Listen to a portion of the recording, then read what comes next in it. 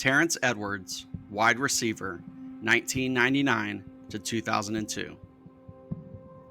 Terrence Edwards was a record-setting wide receiver for the University of Georgia from 1999 to 2002, playing under coaches Jim Donnan and Mark Richt. Terrence Edwards followed his older brother Robert to UGA and became the program's all-time leading receiver. Over his career, he amassed 204 receptions for 3,093 yards and 30 touchdowns, setting Georgia's records in all three categories and holding the SEC career receiving yards record until 2013.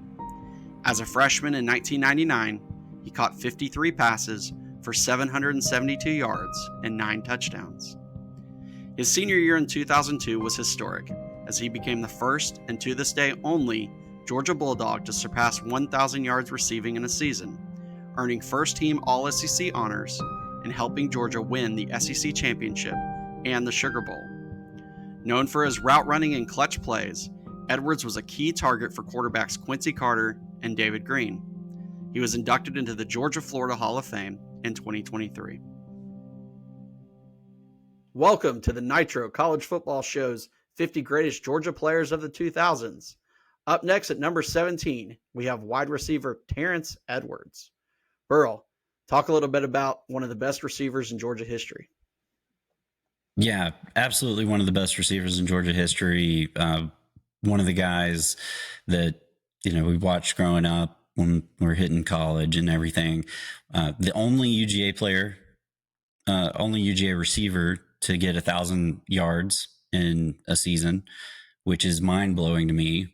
When you have a program like the University of Georgia, you got one receiver who hit 1,000 yards, and he still holds the all-time record for receptions, yards, and touchdowns in a career, which is very, very impressive.